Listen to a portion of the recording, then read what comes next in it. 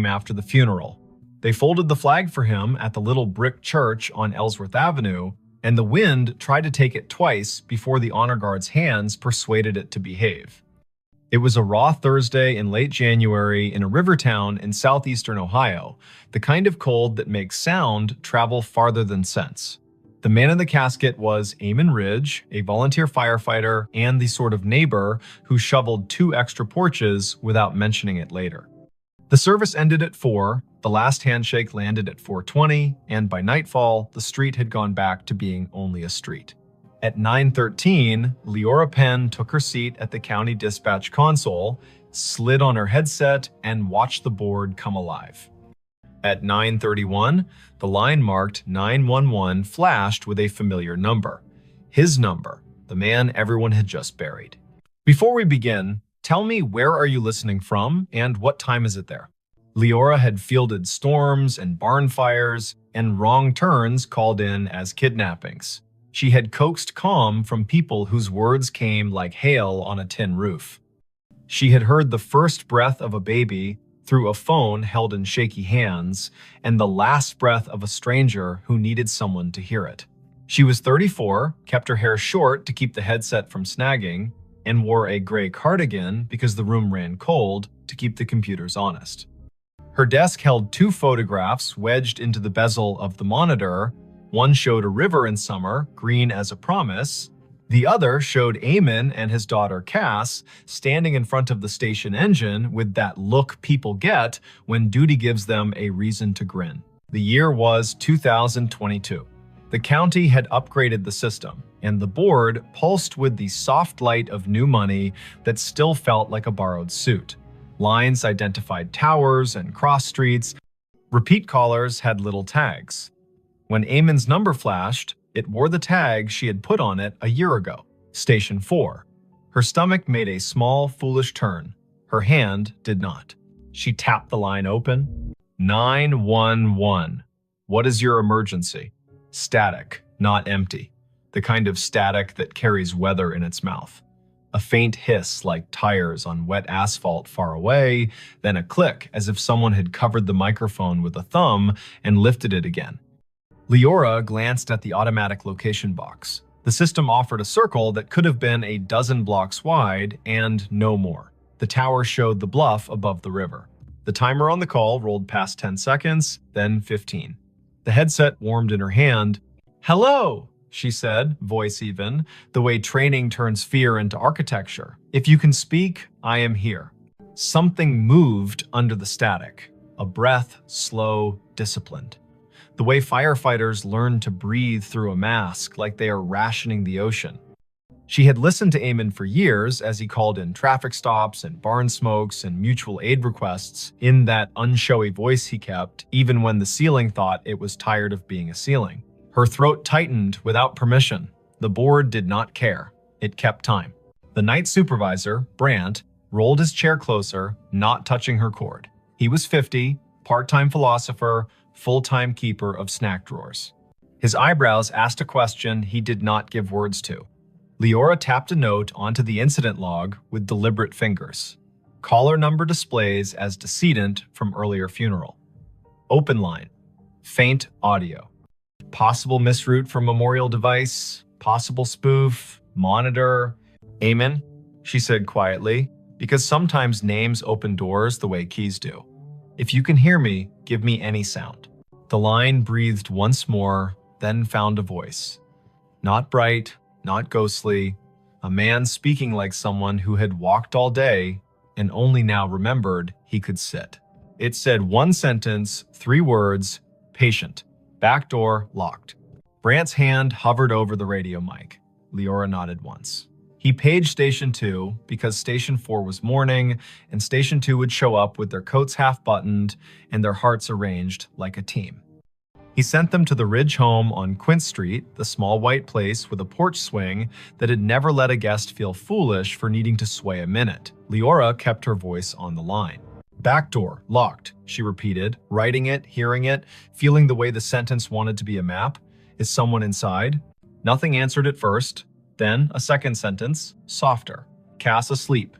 Brant's fingers were already moving the way piano players do when the song makes them want to be faster than they are. Officers on the midnight swing shifted their routes without complaint.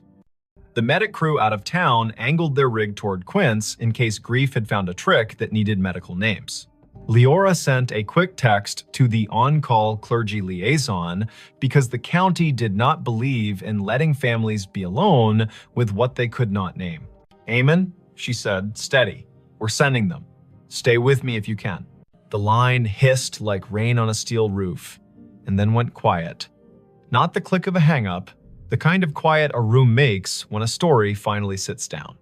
The call timer rolled to 1 minute 23 seconds, then stopped.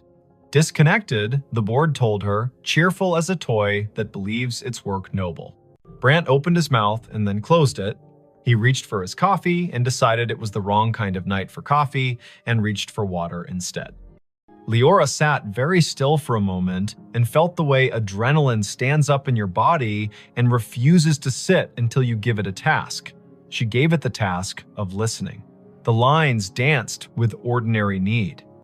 A possum in a kitchen. A husband who had cut his hand on a jar. A neighbor who had heard a window break and then realized it was the television. Her hands did their work. Her ear held a room for the line that had gone quiet. Officer G. Park radioed in first. Voice crisp. Tires crunching on salt in the street. Unit 3-1. Quince Street. Back porch light on. Back door indeed locked.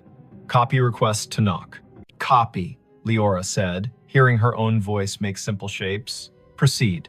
There are knocks that sound like questions and knocks that sound like the start of a fight. Officer Park knocked like a person who has played in a string quartet. Firm, meticulous, willing to wait between knocks. Leora heard the long, thin silence on the open radio channel that means everyone has decided to breathe in sync. A porch swing creaked, whether from wind or memory.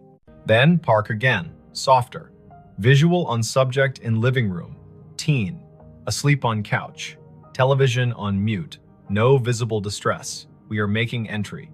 Park called the locksmith number taped to his visor, because there is always one, and he also called the small cheat that officers inherit, which is to lift the back door on its tired hinges when you turn the key the wrong way. The door opened, a floorboard confessed itself. Park moved through a small kitchen that smelled like heat and spice and thyme.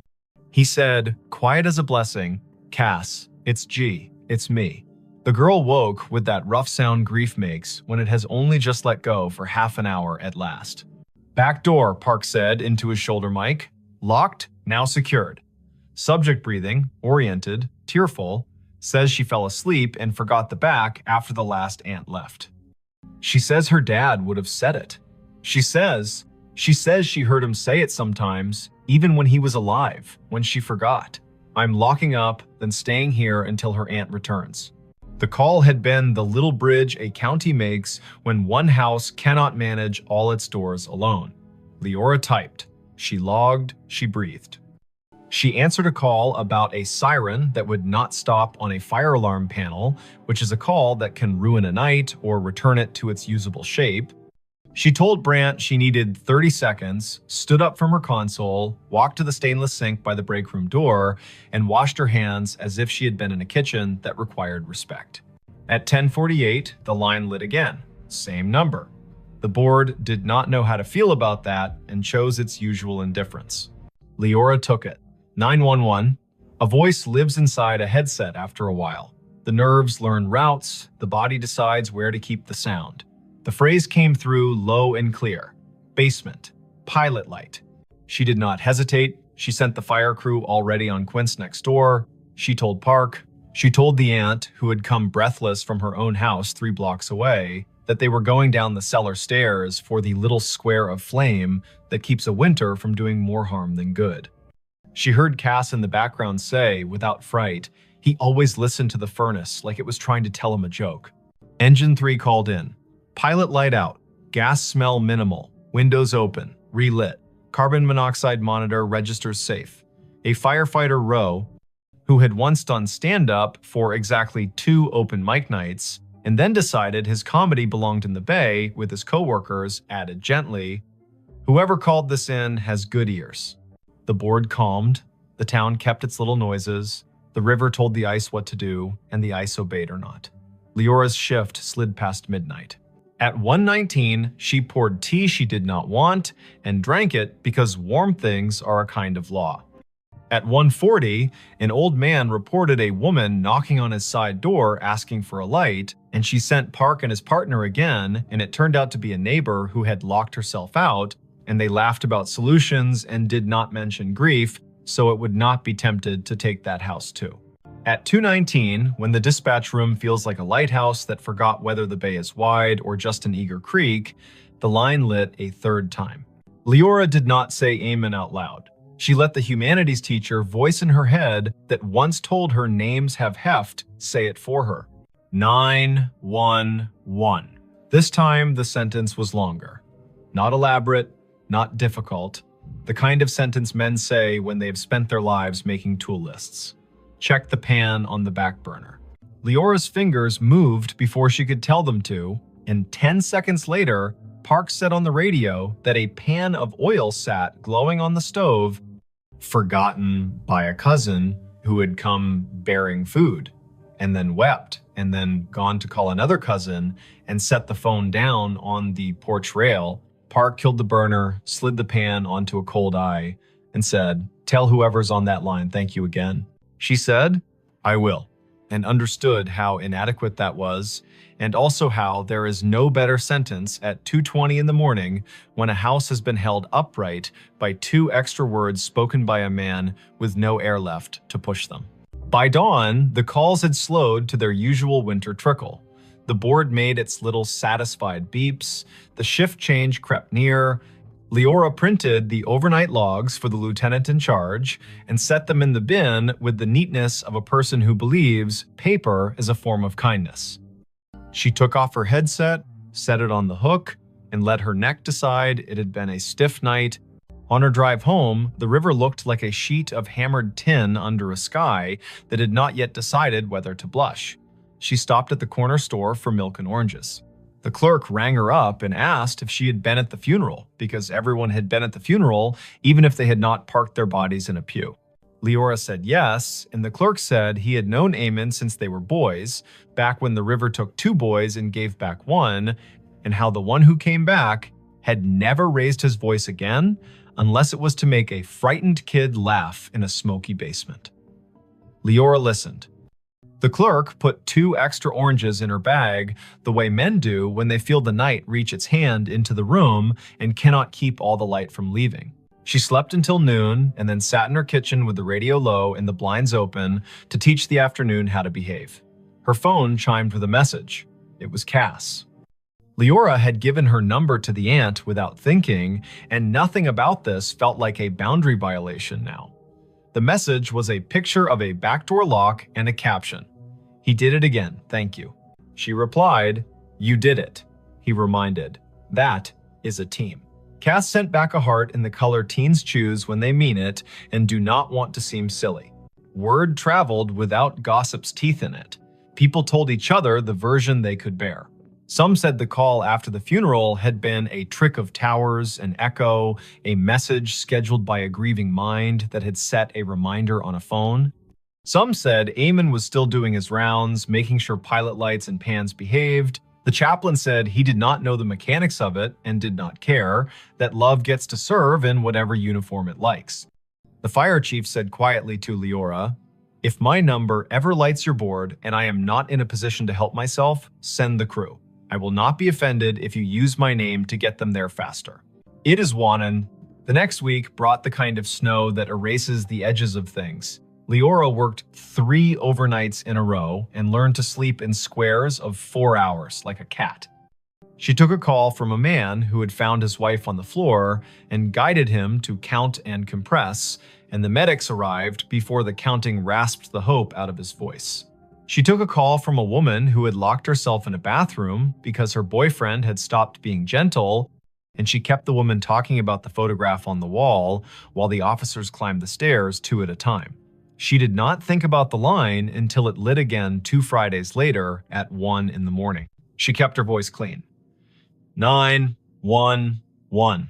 Eamon's voice came again, thinner, like a person speaking through a scarf. It said, in a tone part instruction and part apology, "Box of matches in the junk drawer beside the oven. Throw them out."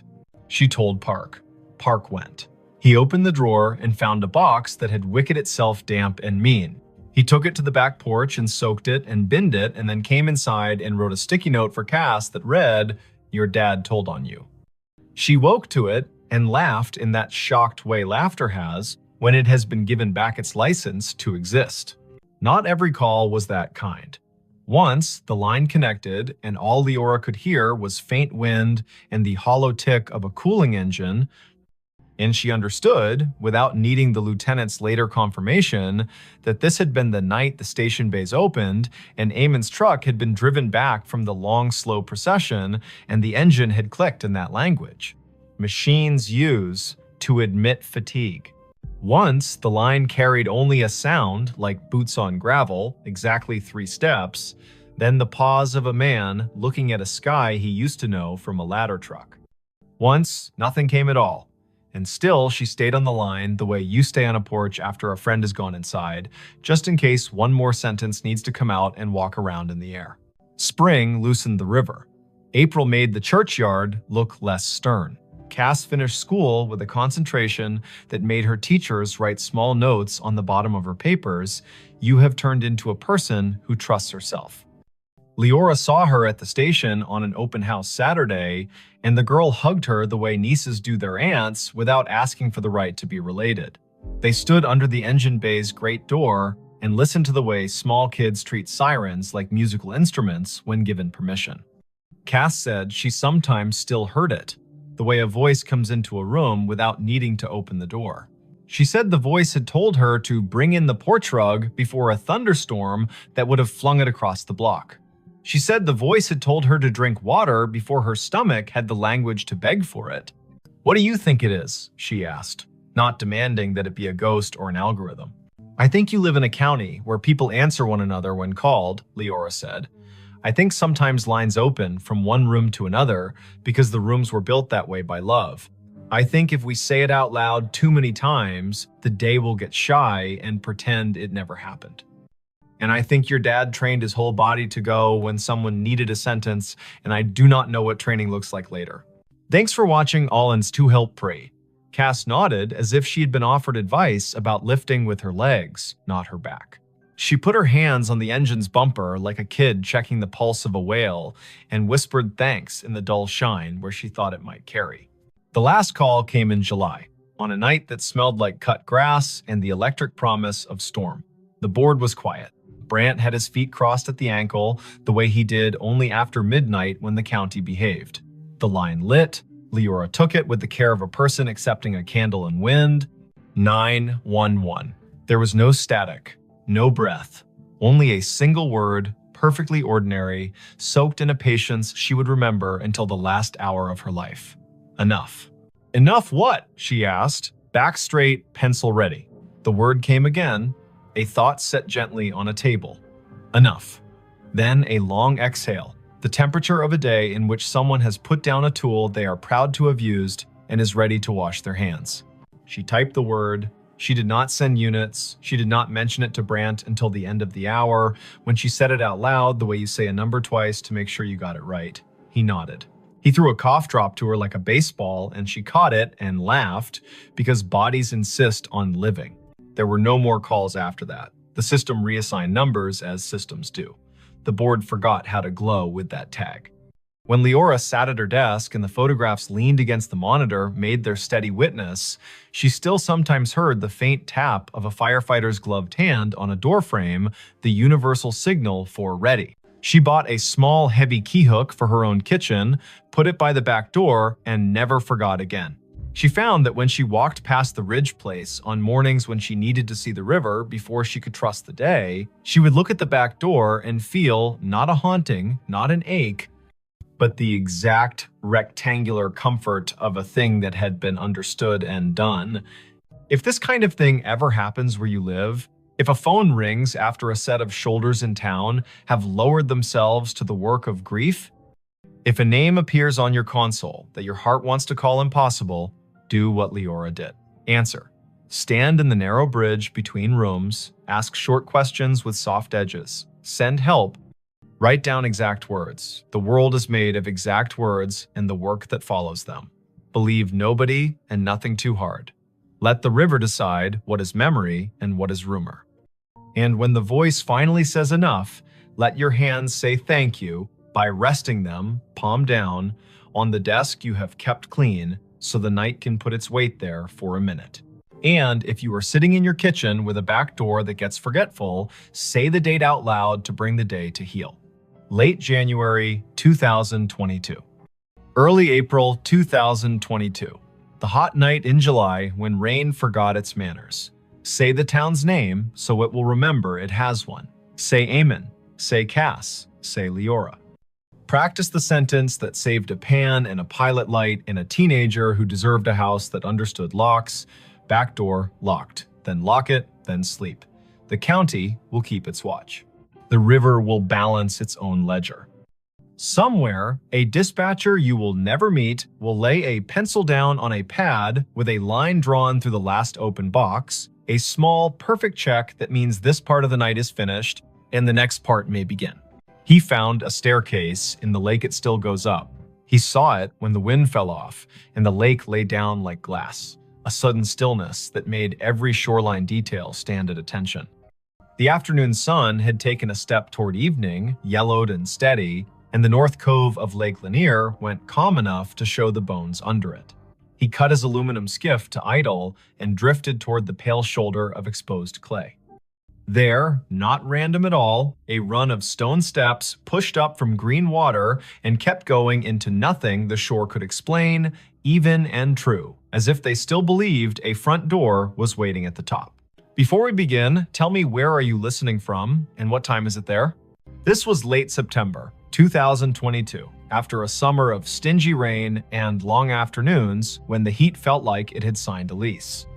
The lake sat northeast of Atlanta, a blue map of drowned hills and red clay coves, and that year it had read its gauge and decided to show some of what history had asked it to forget. Foundations revealed themselves like old teeth. The ghostly lanes of a two-lane road slipped out of the murk and pointed nowhere. Between Bald Ridge and the mouth of 6 Mile Creek, a staircase announced itself and waited for a person with the right kind of attention to see it. Riven Kettering had that kind of attention. 38. A carpenter and part-time rescue diver who liked small engines and the honest work of making broken things carry weight again. He lived in a rental off Pilgrim Mill Road with a dog who had taught herself to sleep through sirens. He was not a romantic, not really. He was the kind of man who listened to what a hinge said when it wasn't being looked at. The lake had been a job and a solace for him since he moved down from the foothills of Tennessee a decade earlier, and on afternoons like this one, he took his old skiff out to idle over the drown. The staircase began 3 steps below the surface, pale rectangles set into the clay, then climbed above waterline, slick with algae, where yesterday had touched and left. 12 risers showed drop. They marched up the bank as if they had no intention of stopping, then continued past where stone ended, the air holding their measure with a confidence that made nothing in Riven's head feel quite steady. He nosed the skiff forward until its snub bow made a soft knock against the lowest dry riser. The hull and the stone talked for a second, low and hollow. He stood, keeping knees loose, eyes at a level where you can decide a thing without pretending it's not, pretending you first. The steps were fieldstone set into a poured bed, careful work from when hands were steadier because nothing had asked them to type yet. He could see where the mortar had let go, hairline by hairline, and where a leaf had chosen to become fossil rather than compost. He stepped out. The rock took his weight with a small, agreeable groan. He climbed, counting aloud the way you do when a rhythm wants to prove it's a law. 7, 8, 9. A wet line at his ankles where he had waded the shallow to push the skiff in. 10, 11, 12. He stopped where stone ended. The sidewalls rose one more course and then gave way to air. Ahead of him, nothing. Above him, more nothing. And yet his right foot, when he slid it forward with the caution of a man who had once fallen through a rotten porch and did not intend to audition for that pain again, found resistance. Not stone, not water. Not empty. A density like stretched cloth, like cold-pressed sugar, like a stare that remembered itself and refused to forget just because the lake had been told to be a lake. He drew his foot back, scalp prickling, breath in a pocket he didn't want to open too fast. He looked around to see if anyone else had been presented this joke. No one. In late September, a Tuesday can make a cove your private chapel. Far out, a pontoon boat moved like a floor with music on it. Closer in, a blue heron had made the stump of an old post into a claim. Riven set his palm above the end of the stone into the air where a banister would be if someone had finished the thought. He felt nothing until he pushed a hair past what he thought was safe.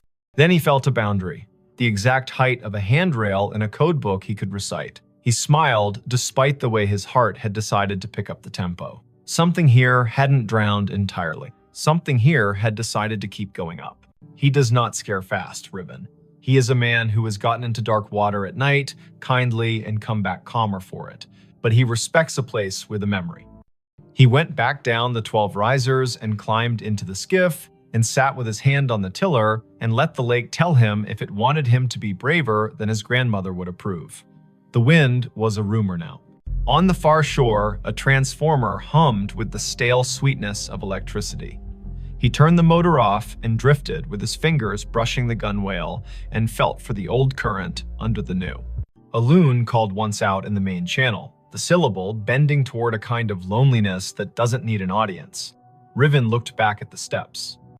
The air above the 13th riser shimmered, a trick of light or a rule he hadn't been told yet. He swore softly in the old way that buys you permission to try again. He pulled the skiff onto the red bank, tied it off to a scar of root, and went back up the 12. He did what his hands knew to do. He turned a coin on its edge and rolled it along the last stone. When it tipped forward into air, it did not fall. It sat against nothing, as if pressed to a glass he could not see. He slid it forward with one finger and felt it drag over an edge. He slid his boot after it and met a tread that had weight. He put his full foot down and his bones agreed that physics had not been insulted, only invited to a different kind of party. He brought the other foot up. He stood on the 13th step of something that existed without confessing to the eye. He took one more. 14. He stopped. He is not a fool. He turned to look at the lake, which does not care if you find it holy or treacherous, so long as you understand which mood it is in. The cove held its breath. He stepped backward down the 2 air treads with a caution that felt like a prayer you say without agreeing you're saying it. He stood again on stone that had no arguments and breathed the kind of breath that renters of boats make when the motor coughs once and then forgives you. Lake Lanier carries stories the way clay carries footprints. Old towns lie under it, old churches, the ghost lanes of old Federal Road. People will tell you about a stalled truck on a fogged bridge and a handprint on the back window after, about divers who won't go down a second time because they looked through a school of crappie and saw a porch swing move.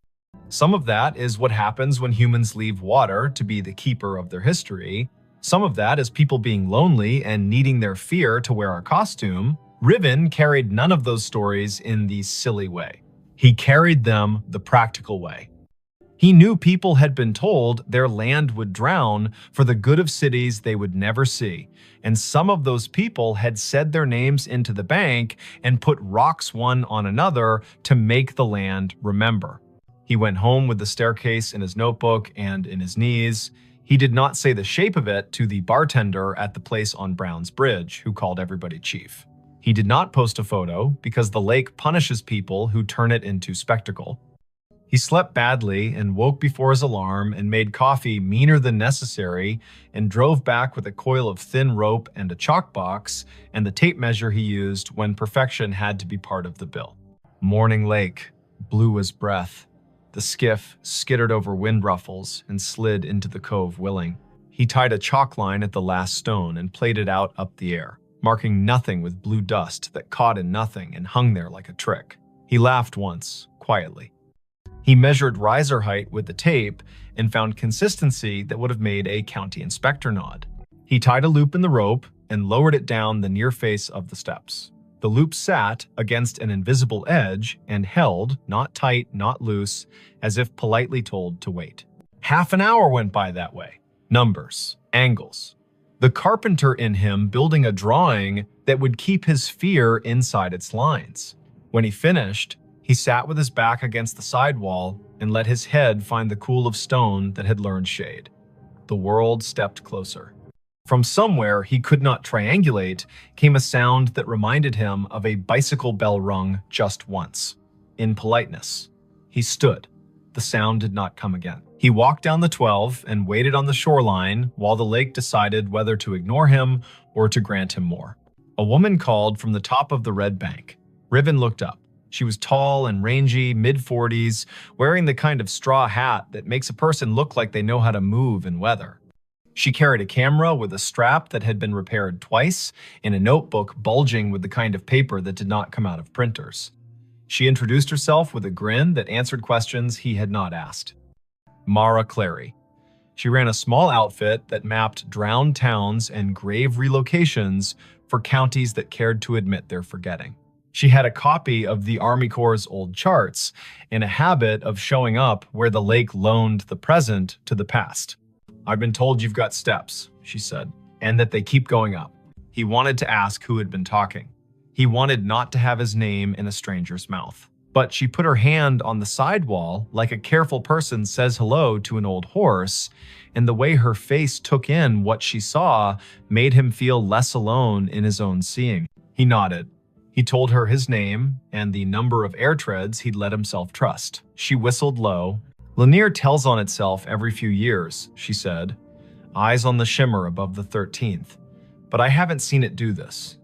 Fieldstone, that would have been a front walk probably. Or the stairs to a porch.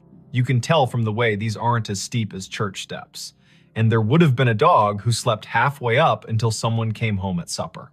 "Everyone says that about any porch," he said, smiling despite himself. "Only because it keeps being true," she said, and laughed like a sound the cove had missed. They measured together, she took photos, he held a stick out over the air risers and watched the end bounce against nothing. They left offerings the old way. He peeled the paper off a peppermint and set it on the third stone step. She untied a strip of blue cloth from her hat and tied it to the root that held his skiff's rope. The lake, if it acknowledged that at all, did not show it. She opened her notebook to a page where she had copied in neat letters the names and dates of households taken when the valley was flooded in the early 1960s. 2 farms had sat on this spur, the Sumter place, the Jory place. Sumter had 5 children and a clean way with fence lines. Jory was famous for a Sunday table and a sour temperament the rest of the week. The county had cut checks and called it a necessity. The stairs could have been either family's. But on the sidewall, low near the 5th riser, they found a mark cut into mortar with a nail or a stubborn penknife. A letter.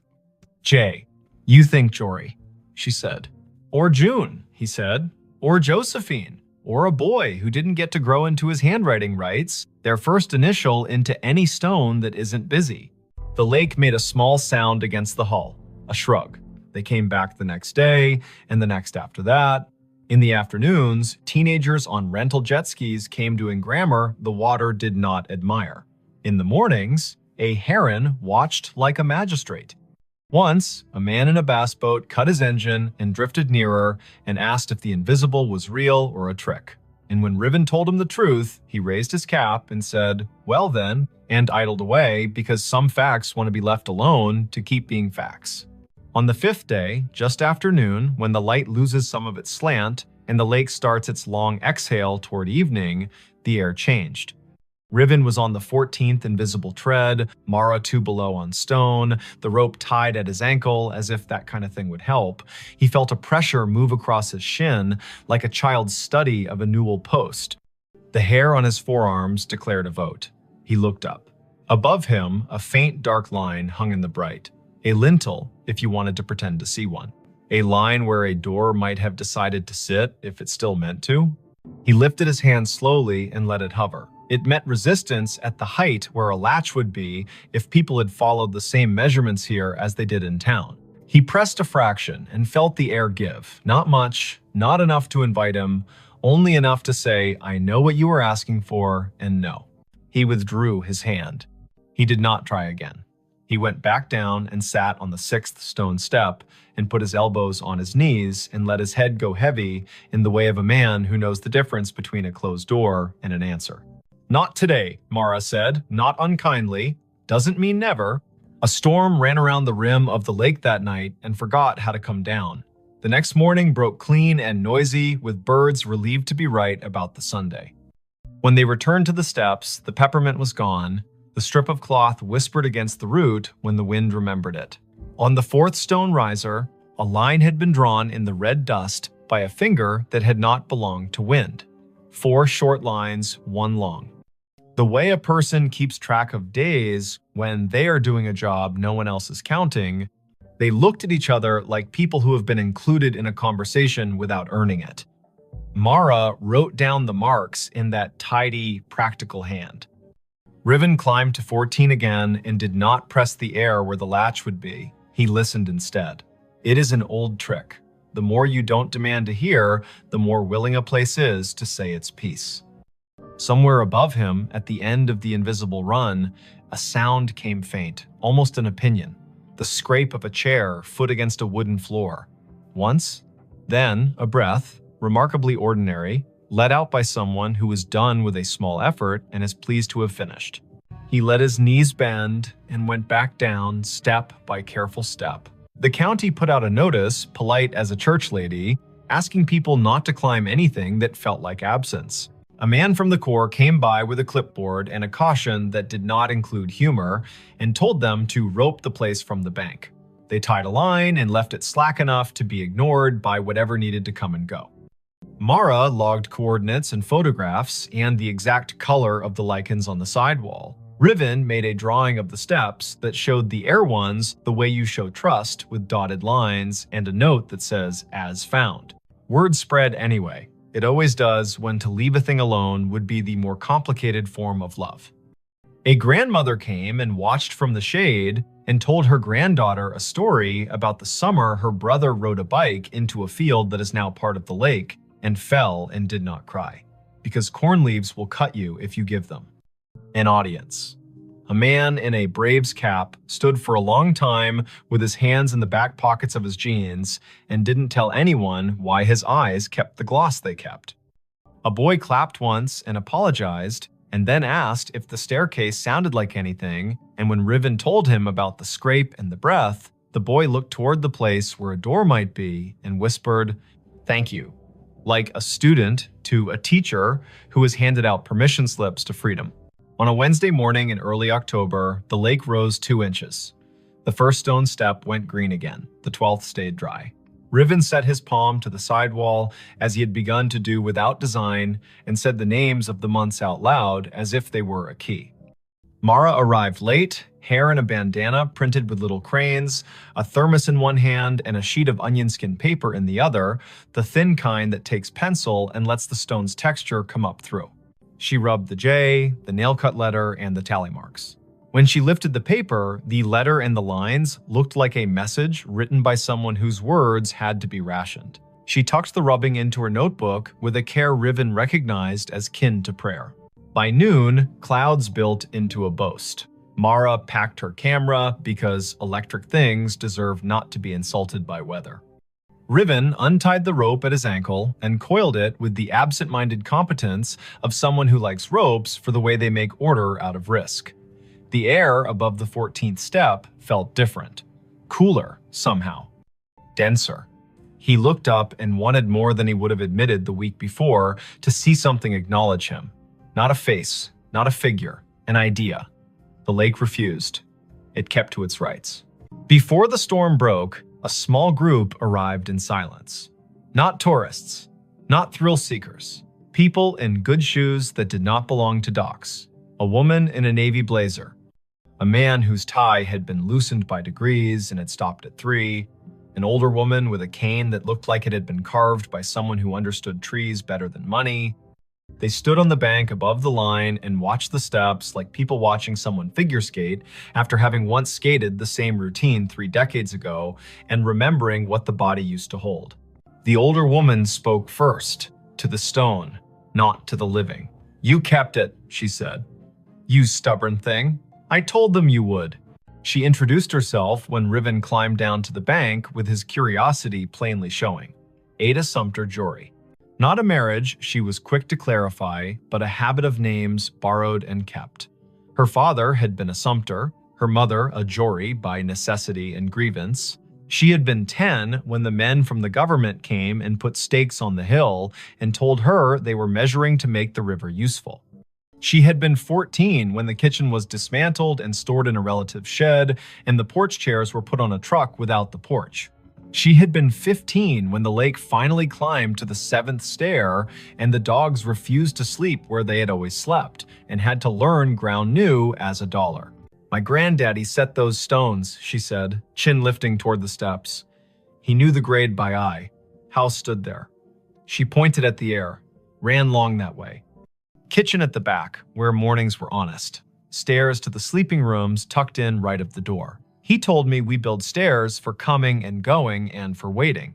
That last part is where the world gets the math wrong. She cleared her throat once, a small thing that meant a larger thing had moved through it. "My brother wrote his letter J in the mortar before it set," she said, and smiled fully for the first time. He was 5 and mad because he had not been allowed to carry a stone and needed to have done something the porch would remember. They watched the lake together as it considered which forenoon belonged to which afternoon. Mara showed Ada the rubbing, and Ada put her palm on the paper like a hand over a baby's sleeping flank. "He stayed mean," she said of Jory, but without any real heat. But he loved that stair. Sat halfway up when he had nothing to do and the weather had nothing to argue about. Played that little bell you keep hearing because he liked the neatness of a sound that stops when you take your finger off it. The storm arrived, they covered what needed covering, the skiff rocked and complained, and then remembered it had been in worse moods and calmed. The rain washed the red dust off the risers and gave them back their gray. The air cooled like a head turning on a pillow to the comfortable side. Ada walked down to the second step and touched it like the forehead of a child with a fever breaking. "Enough," she said to the rain, to the year, to the air that had learned to hold treads. In the weeks that followed, the staircase did what durable things do when they decide to belong to more than one story. It kept being itself. The lake rose and smudged the lower steps and then pulled back like a long breath returned. Riven kept coming because he had begun to like the feeling of leaving a place better than he found it by doing nothing but listening the way a well-made chair listens when a tired person sits. Mara wrote a piece for the County Historical Society that began with the sentence, "There are places we drown and places that refuse." Ada came twice more and told the stair her brother's best and worst. And once, on a bright Sunday, when the buzz of outboards sounded like cicadas pretending to be important, she brought a tin of biscuits and left one on the 3rd step because her mother would have called it manners. On a morning in November, the air thin and brisk, frost like pale sugar on shaded clay, Riven came alone. The lake had taken back an inch, the first 2 steps glowed green. He stood at the foot and waited the way you learn to wait when you've been given more than you asked and are smart enough not to get greedy. The wind came off the water and put its fingers through his hair with a familiarity he hadn't earned. Above the 14th tread, the line where a lintel would be shivered and then settled. He put his hand out at the height of a latch and did not press. "Thank you," he said to nothing and to something. He went home and made lunch and fixed a neighbor's sagging cabinet and walked his dog in the long honey of 4 o'clock. He slept that night without the lake climbing the stairs of his thoughts.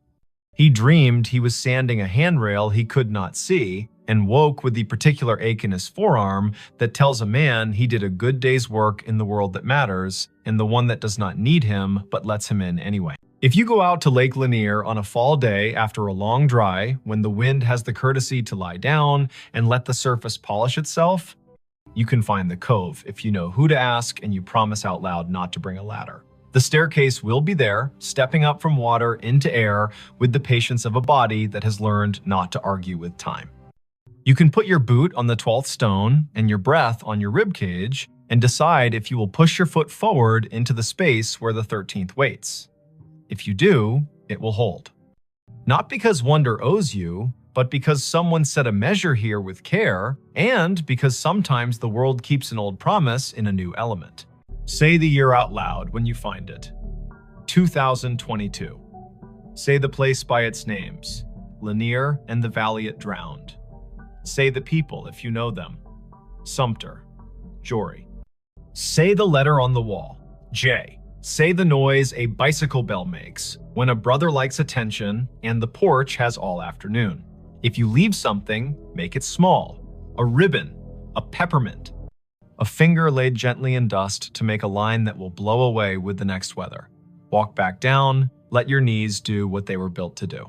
Put your hand on the sidewall the way you would on a friend's shoulder when leaving them on their own porch in the dark to listen to the crickets.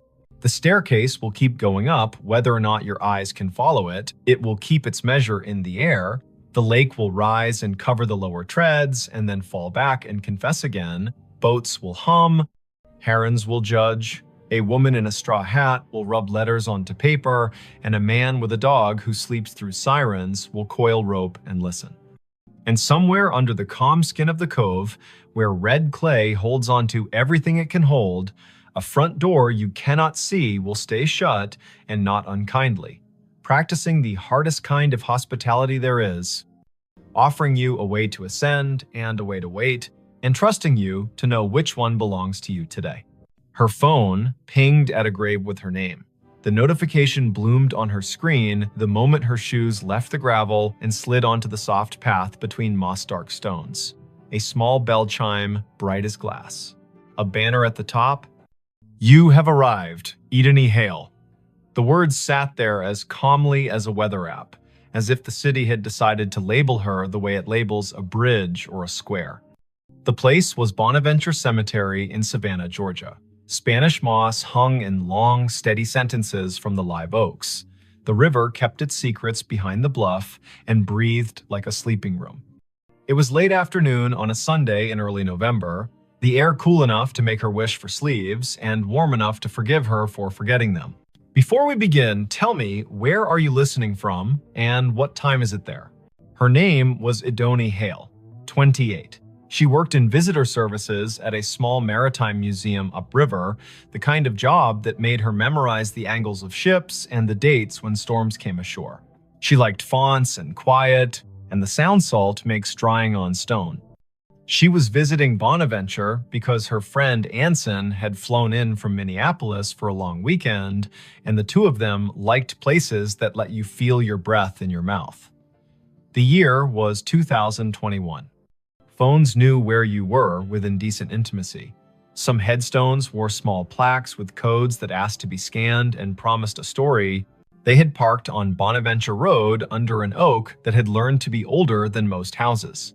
The sky was simple, a clean coin of light. The volunteer at the office had given them a paper map and a soft-voiced list of locations worth the walk if you wanted your day to hold. Look for the little angels facing east. Find the section where the camellias keep blooming against instruction. There's a family plot that feels like a room you shouldn't step into without knocking.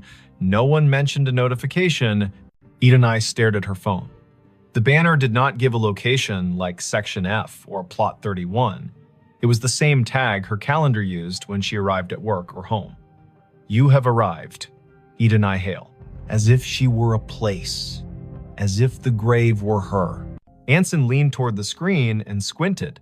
He was tall and light-footed, a teacher of high school literature who carried poems in his pockets like receipts. He read the banner and then her face and made a small arranging motion with his hands, the way he does when he wants to place humor where fright is trying to sit. That's a bug, he said, not unkindly. Or a geofence you made and forgot. Did you tell your phone to remind you to be yourself today? She clicked the banner to see where the phone thought she belonged. A map opened, a blue dot pulsed with the steady patience of a small heartbeat. A gray pin sat 100 feet east in a section labeled McAllister.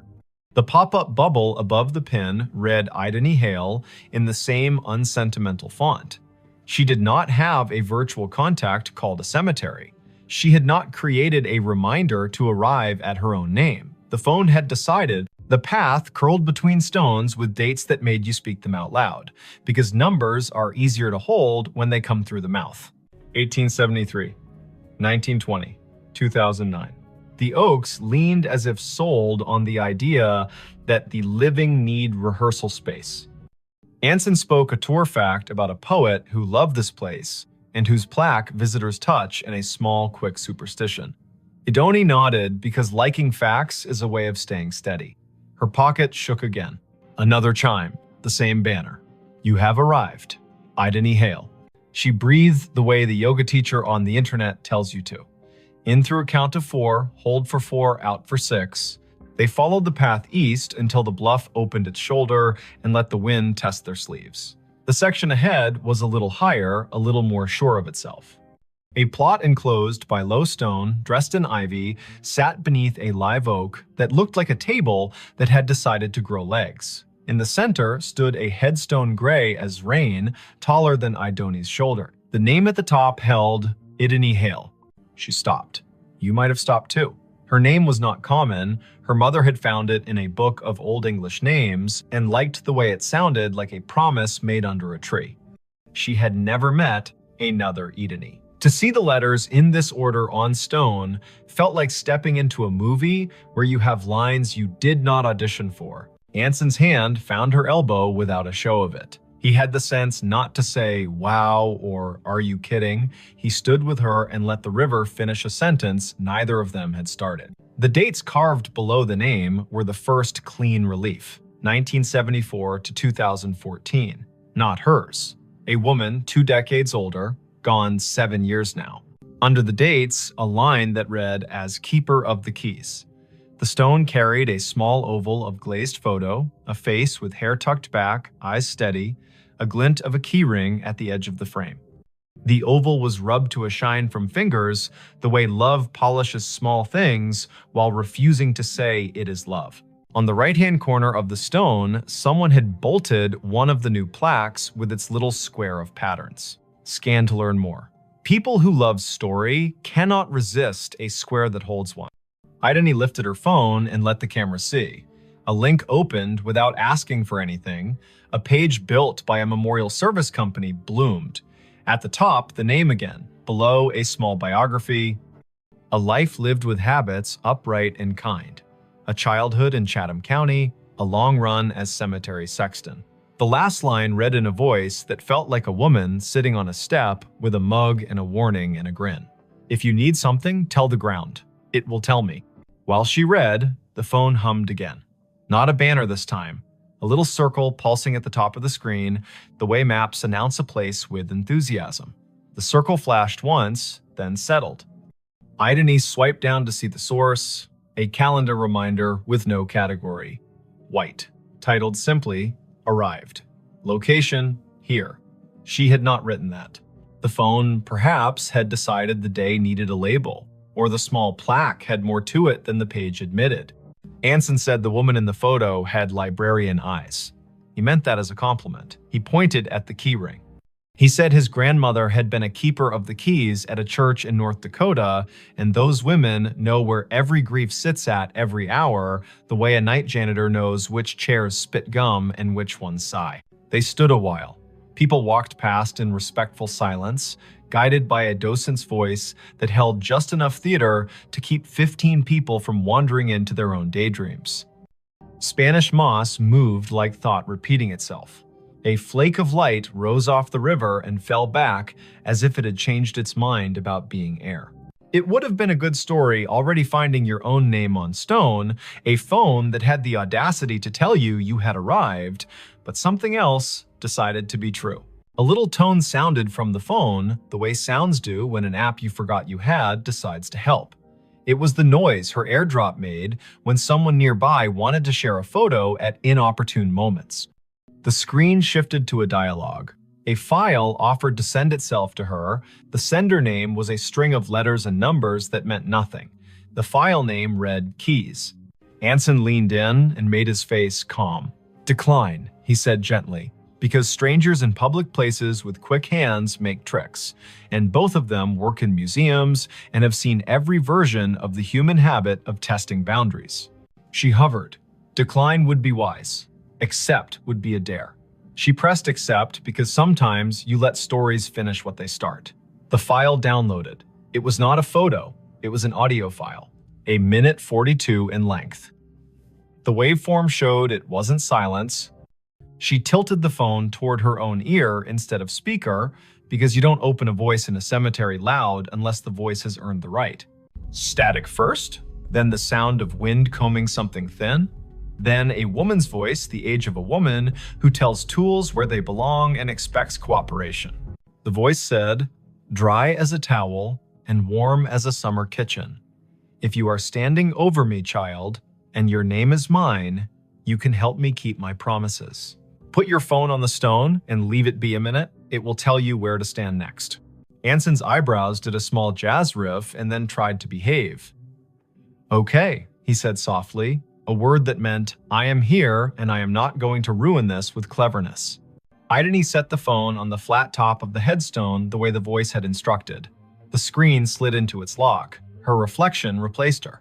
The oval photo looked past her shoulder the way old photos always do.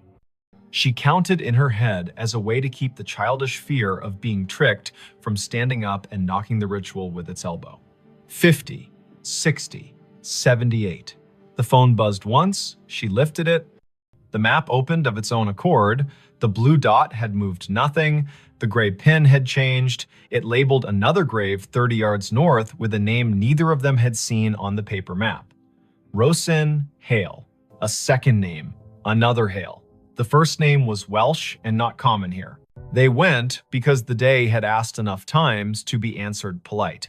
The second stone stood lower, more modest. The granite, a color you could never find on purpose if you looked in a catalog. The dates were older, 1931 to 1999. The epitaph read, "She kept the gate lighted," and under that, in smaller letters, so faint you could only see them when the cloud put its hand over the sun, a line, Rosine was born. Rosine Idris. She married into Hale and stayed. Tell my niece if she comes through here that I see her when I count keys. I am not anybody's niece, Ideni said aloud, and then took a breath because she heard the defensiveness squirreled underneath. I mean, not hers. You might be more people's niece than you know, Anson said gently, a man who had grown up with uncles who weren't uncles and yet were more family than the kind that wears your face. They stood while the wind added a signature to the bottom of the page of the day. The river put its shoulder against the bank and leaned. The phone did not ping again for a while. A cardinal went from one branch to another with the purposeful speed of a person who knows where the parts are stored. A group of teenagers trailed an auntie through the lanes, popping gum in a respectful way, which is a regional miracle. Ideni looked up Rosin on the cemetery's database because when your heart gets odd, facts make a braid to hold on to. The database was one of those volunteer-built websites that carry the tone of a potluck where everyone brings a dish so exact it shames you for choosing salad. Rosin's entry was thorough. Born Rhonda Valley, came across with parents as a child, settled in Chatham County, married one Mr. Hale, worked checklist after checklist for the electrical union office, sang alto in church with the patience of an anvil, survived by no children, preceded by older brothers, all gone. Niece mentioned in an obituary in 1999 with no name given. Anson made a sound that meant the story had wiped its hands on his shirt and was ready to cook. The phone chimed once more, now with the tone her museum app uses when a beacon in an exhibit hands you a fact. She had turned beacons off last month because being interrupted by history while in history felt a bit like a stage whisper in a quiet theater. She had not turned beacons back on. The screen read, "A note is waiting." A map pinpointed the little brick building the cemetery uses as a workshop for the grounds crew. A path drew itself in blue between the Hales and the shop, like a string in a child's game. They went because keys that ask to be found deserve not to rust, The door to the shop was propped with a cinder block, the way doors are propped everywhere when the weather learns to be useful. A radio played a station that chose old soul and occasional baseball score updates. No one was at the counter. A bell stood there anyway, the kind that rings a sound like a glass penny. Anson rang it because he likes participating in obvious rituals.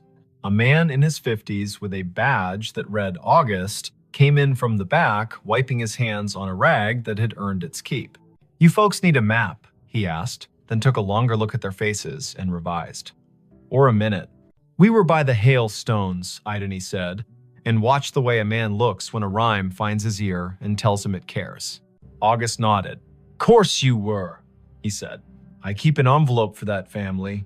Been waiting on who it's waiting on." He reached under the counter, where drawers have learned to hold what should not be lost, and brought up a large yellow envelope with a blue paperclip that had rusted a little by choosing weather. The envelope had 3 words on the front in tidy block letters. For the next Idony, heat went across her face like an honest light. August saw it and stilled. He handed her the envelope the way people hand one another babies, meaning well and moving slow.